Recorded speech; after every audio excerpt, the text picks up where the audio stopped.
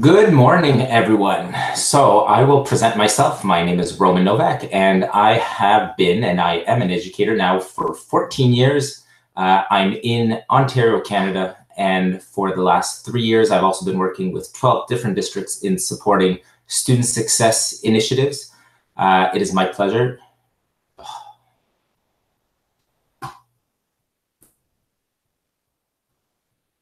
It is my pleasure to be with you today to talk about leading with kindness. So we will try and do this screen sharing. If you just give me a second.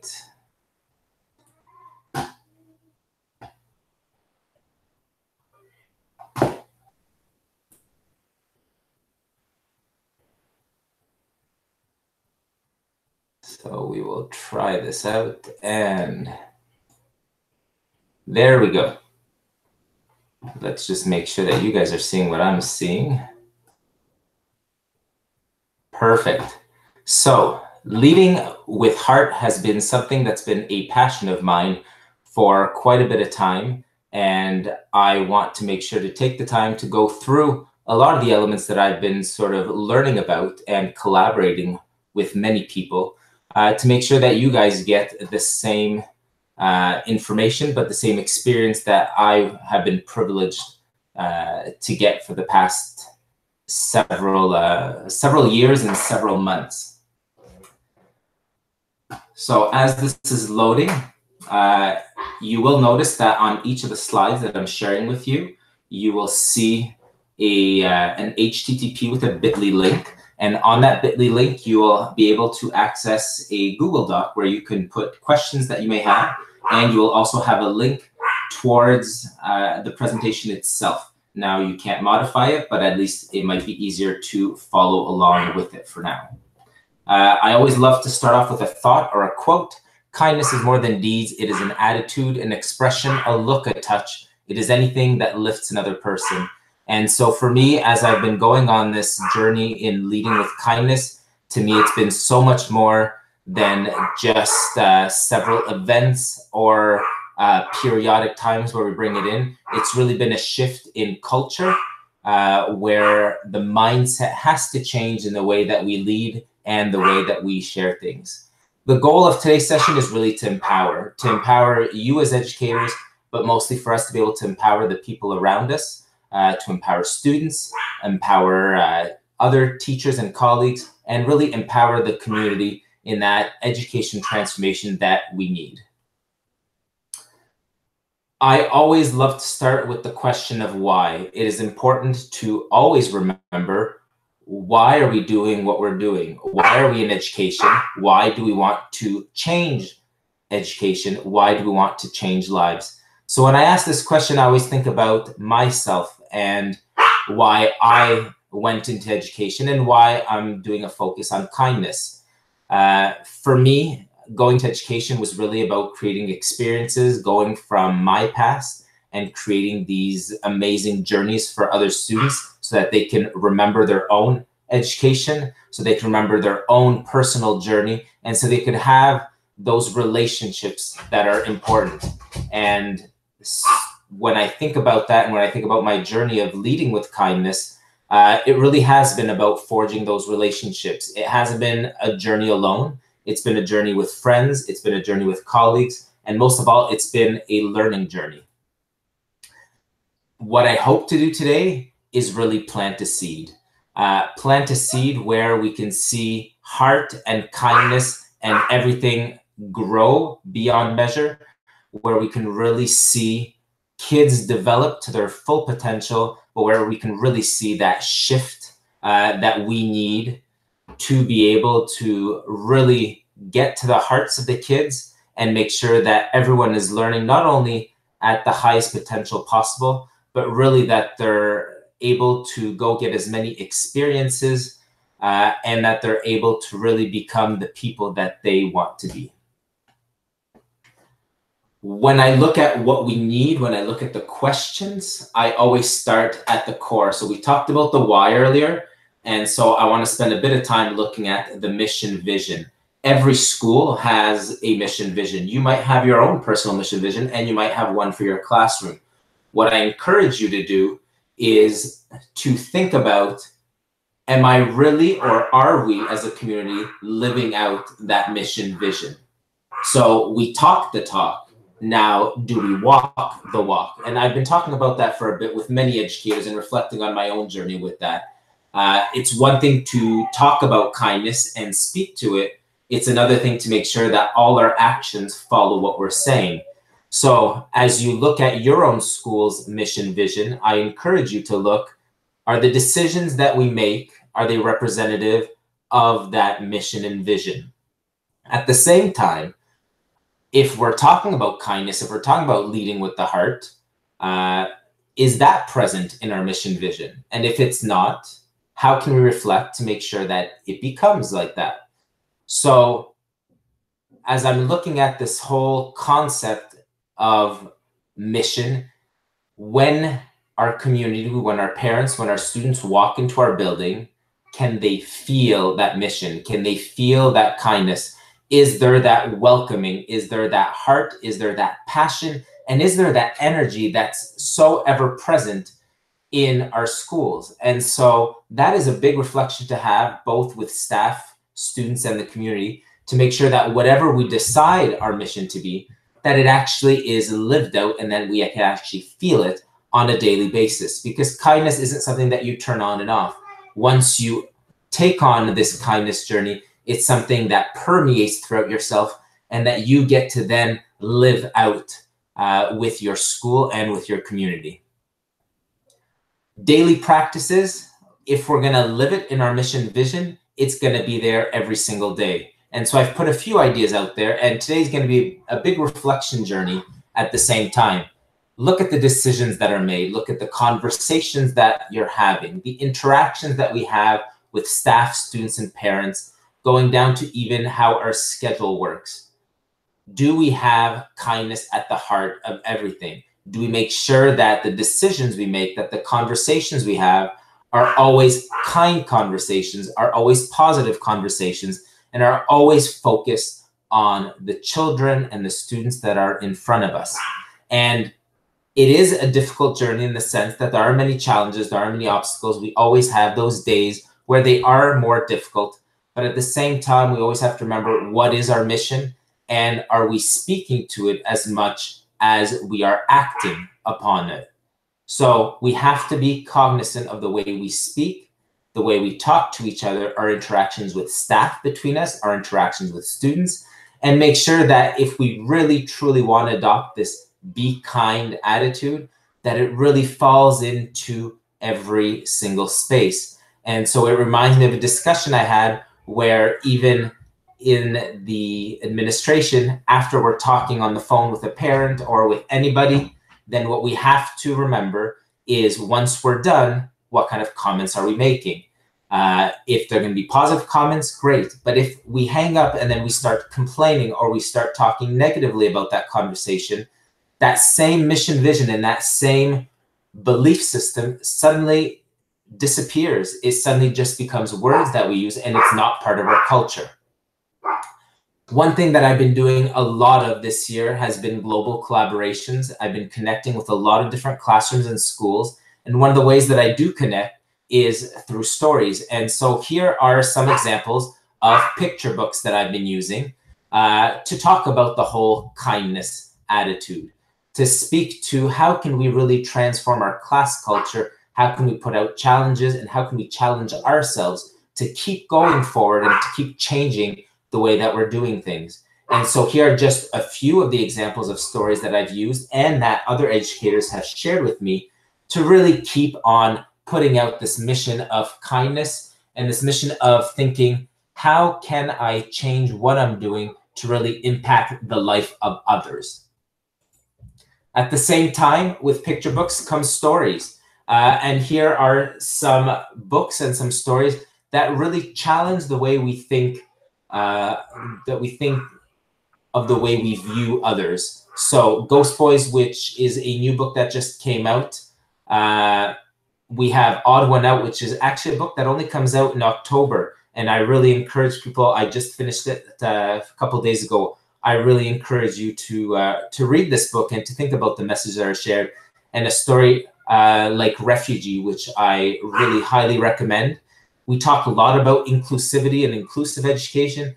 Kindness plays a big role as sort of the umbrella to this inclusive education. But at the same time, we have to think the way we talk and the vocabulary we use and the examples that we use in our classrooms and in our schools. Are they inclusive? Are they kind? Do we make everyone feel seen and heard in our classrooms and in our schools? Because if we don't include everyone, we can talk about kindness, but we're really not going to be able to live it. Building community, very, very important to think about our school community beyond our walls. So are we thinking about not only the parents, but the businesses around us? Are we thinking about the groups around us? And are we including them in what we're actually doing? Are we inviting them in, and are we inviting ourselves out? Because we've heard of the quote, "It takes a village." Now we have to think, are we including that village and are we part of that village? So if we really want to change this mission and work on this culture of kindness, we have to make sure that we include as many people as possible, because everyone has a role to play. We all have to make sure that we listen to those voices, that we listen to the people around us, and that they're part of this journey with us, because alone we're not going to be able to make the transformation that we're hoping for. We're not going to be able to reach the hearts that we're hoping for. And that leads into finding a voice. Are we finding our own voice, but are we letting students find their voice? Are we letting our staff find their voice? And how are we using their voice to empower everything they're doing? How are we using their thoughts and their passions and their interests in everything that we're trying to create in our culture? And so it becomes this very important pillar in our transformation to say that we will listen to you, but more than listen to you, we will hear you, and you will be part of this journey with us.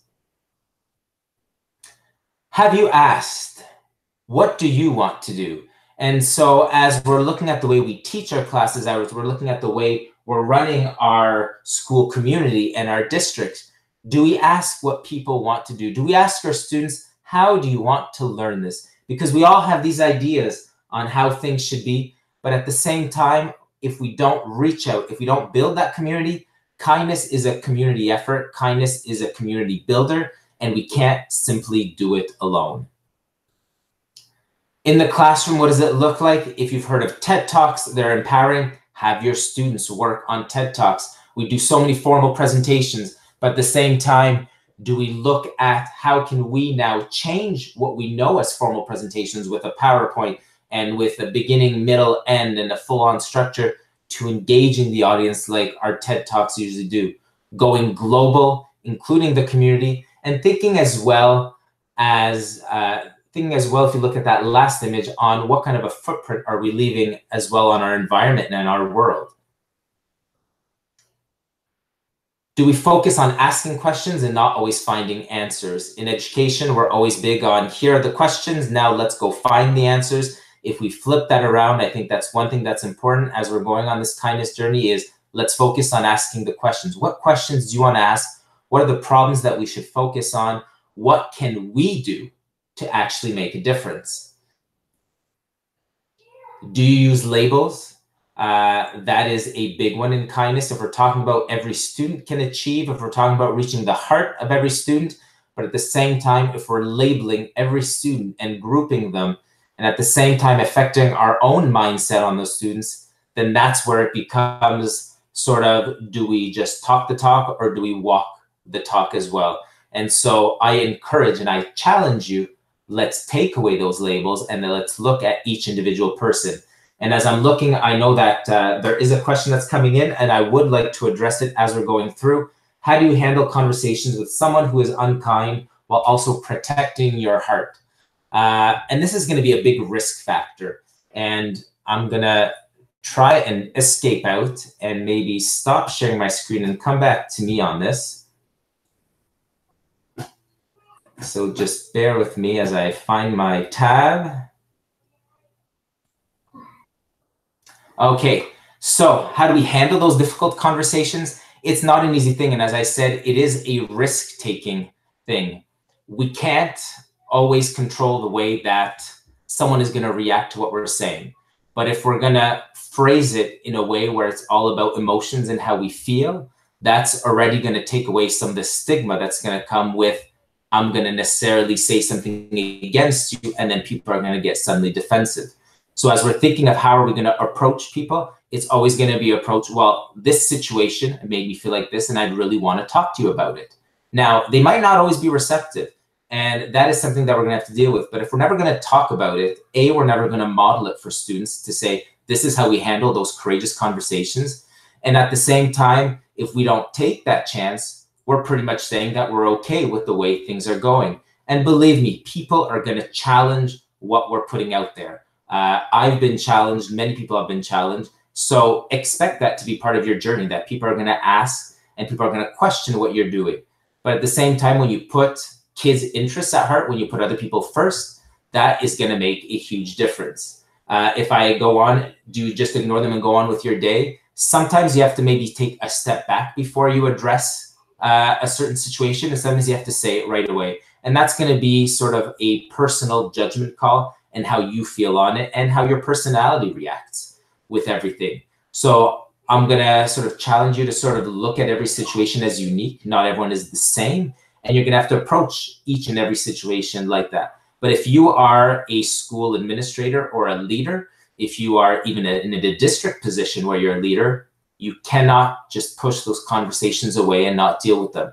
Because if as leaders we push them away, then we can't expect staff and students to have those same conversations, because we're pretty much telling them that it's okay to not say anything. It's okay the way things are. And honestly, if people are unkind, if people are attacking others, if people are talking behind others' backs, and we're not going to address it as a system, then we're pretty much telling others that it's okay what you're doing, and I'm just going to ignore it. And that's where those difficult conversations have to come in, not always in front of the group, because you don't want to pinpoint that person, but you need to find that time to really have that authentic and transparent talk with others, because that's going to be an important piece if we're going to be really building that culture of kindness. Now, I'm going to try here as I'm navigating to re-share my screen. And there we go. I won't go into full play mode. You can see it here. I just want to make sure to cover everything. And if there are any other questions, that we do cover them. I put out here a song. People know I talk about stories. I'm a big visual learner, but I also like to use all the senses when I'm teaching and when I'm talking to others. So an amazing song by an artist from the Ottawa region here. I believe she's from Embrun. Tara Shannon, I encourage you to watch it, share it. It's all about being ourselves, and that's a big portion of what kindness is. Kindness is about being true to who you are. And if we're going to build that culture, how can we see and include everyone in that culture and make sure that we go together on this journey and we bring this amazingness together. Now, I did say, how are we going to use tech tools to empower our mission with kindness? And so that is one thing that I'm just suggesting. One thing when I talk about tools, tools can change. There's a different variety that are out there. So I'm just sort of using several tools here and suggesting, and you can really explore and ask questions and see how can I use them. Flipgrid has been a game changer for me in the sense of when you're trying to really get that voice and include people in different ways, it really allows you to capture students' authentic voice and their opinions, and teachers and parents, and really a global community in a way that I haven't seen yet. So I encourage you, and if you want to reach out and talk to me about how to do it, please feel free to reach out through Twitter or any other way. Obviously, YouTube, if you just want to create a video and put it out there, I mean, everyone, as long as you have a Gmail, has a YouTube channel. That's how we're bringing out the learning today. So use that, create it on your iPhone or on any camera, and then upload it directly, share it. And that is one way of getting the message out there. Explain everything, which I've used, which is a great way to be able to teach a lesson or a model and show things at the same time. Tech tools can also be just the tools themselves. I find that an iPad has a great variety as long as you're not doing long text to be able to really play out with that creativity and pass on those messages. And then a couple of examples of social media, Instagram and Twitter, which have been really great tools. But what I do want to focus on, and I am going to skip a little ahead here, is the question, what story are you telling? And you have here a whole bunch of social media tools that you may know and that you may not based on just the icons. So I will encourage you to ask about them, to look into them. But as you're looking at it, and if you're in a school right now, at the end of this presentation, what I encourage you to do is go to your schools or to your classroom's social media page. It could be the Facebook page. It could be an Instagram page. Twitter's going to be a bit difficult because it doesn't work on pages. But I really want you to look at that, and even your YouTube channel, and ask, what story are you telling? Because a lot of times we put out and we're saying we're going to tell our story on social media.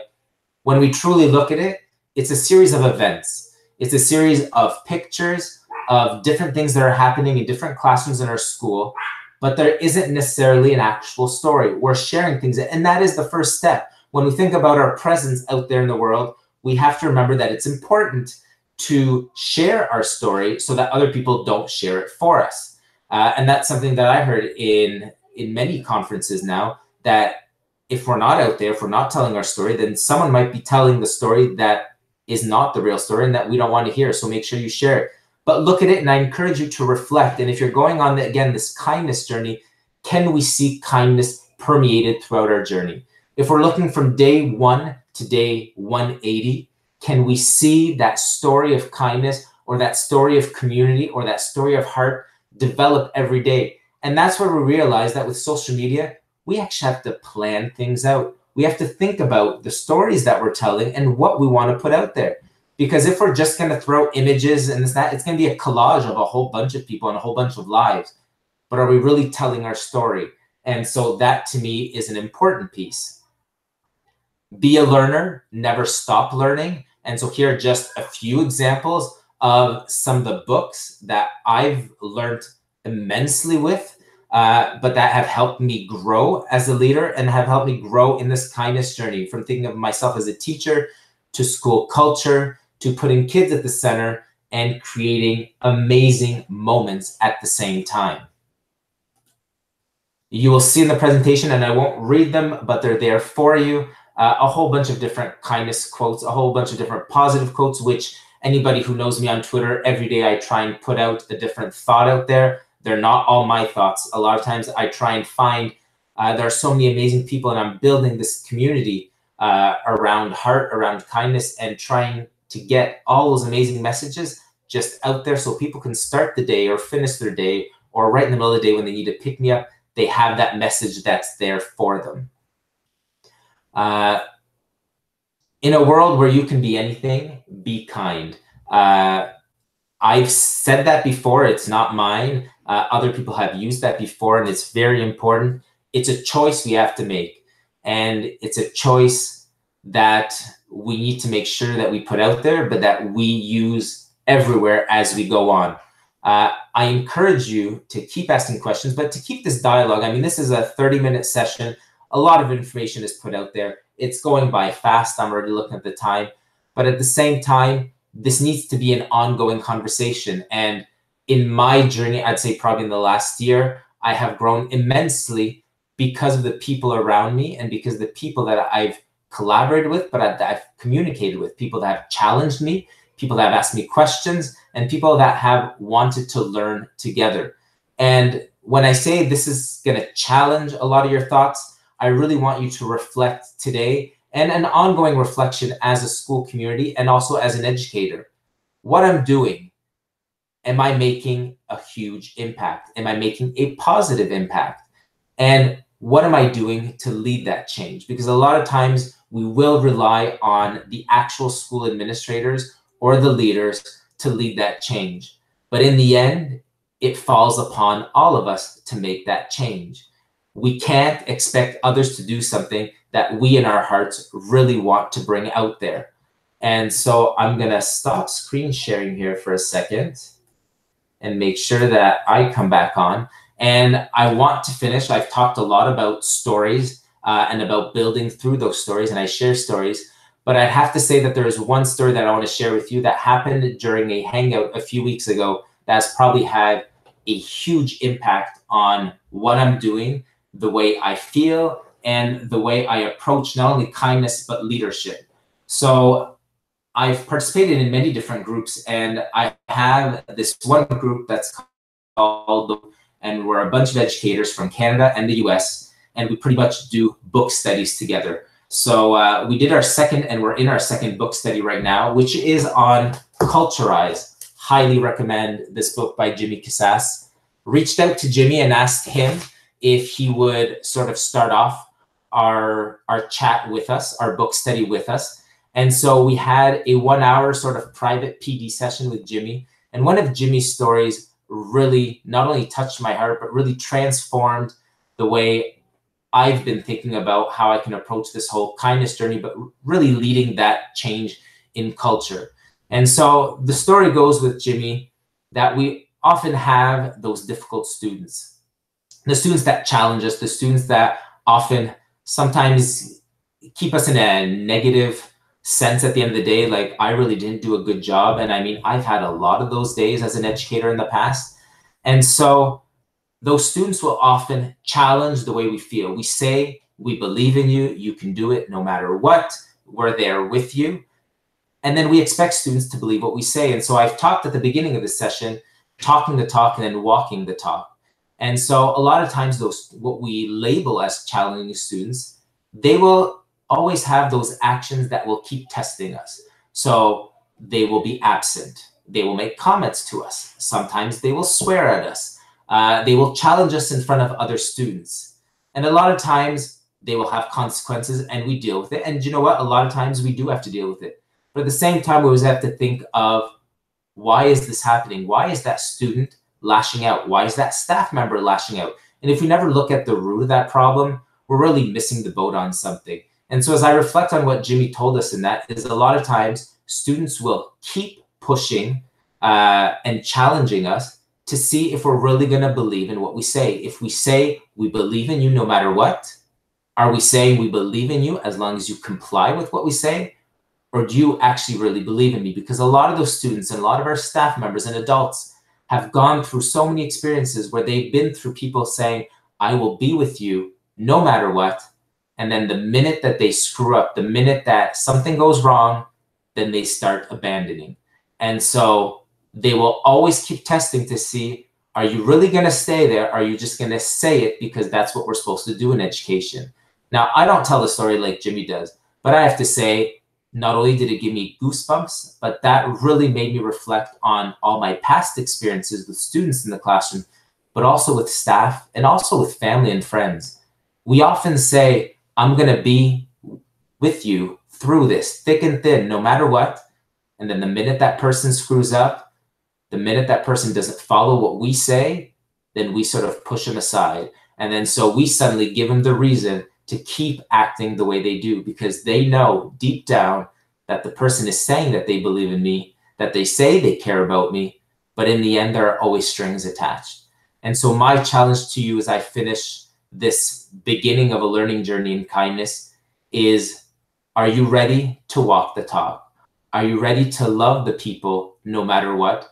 Are you ready to make sure to touch the hearts of others? And are you ready to make the difference that we're set out to make? I would like to thank everyone for joining in. The presentation is there for you. Keep asking questions. You could reach out to me on Twitter, the @handle Nowak, Nowakro, and I will make sure to add in to the presentation my email address if you want to reach out. Thank you so much. I encourage you to check out all the amazing sessions that are on MADPD. This has been an incredible experience, but a way for educators to simply share their passions with other educators. I hope that you can really reflect on leading with kindness to see how your heart can transform not only your life, students' lives, but your school culture. And I wish you an amazing Sunday. If you're in another time zone, for some people, it is Monday. And I look forward to continuing to grow and learn with all of you. Have a great day, everyone.